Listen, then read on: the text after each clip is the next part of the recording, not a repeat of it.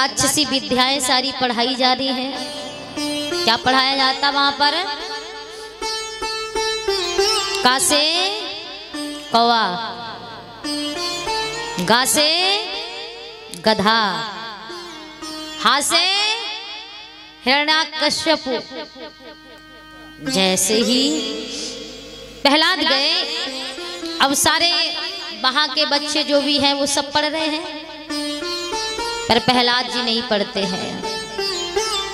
प्रहलाद जी क्या पढ़ते हैं? का से कृष्ण, गा से गणेश, घा से घनश्याम।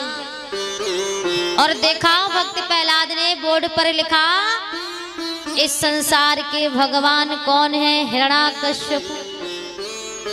प्रहलाद जी ने, गुरु जी नहीं थे, बोर्ड पर जो लिखा उसको मिटाया और लिख दिया, सारे संसार के भगवान कौन है? नारायण।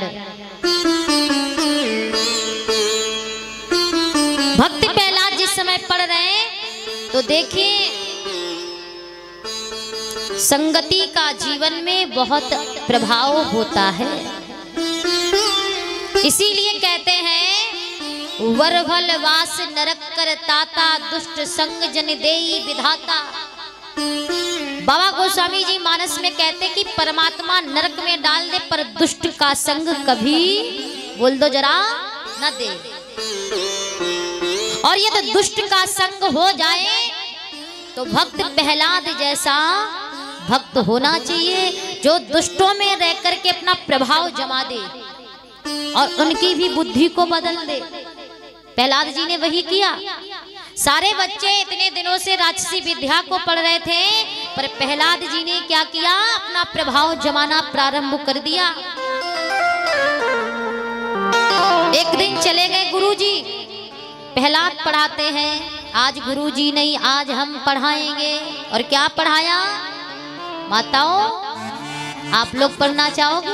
वैसे हम पढ़ाने की योग्य तो नहीं है, हाँ पढ़ाते तो हैं संदीप मास्टर साहब जी, क्यों जी, और आदरणीय हमारे बाबा लाल बहादुर अध्यापक जी, इनका कार्य है।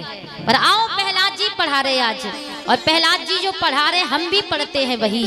लिखो पाटी में राम, पढ़ो पाटी में राम,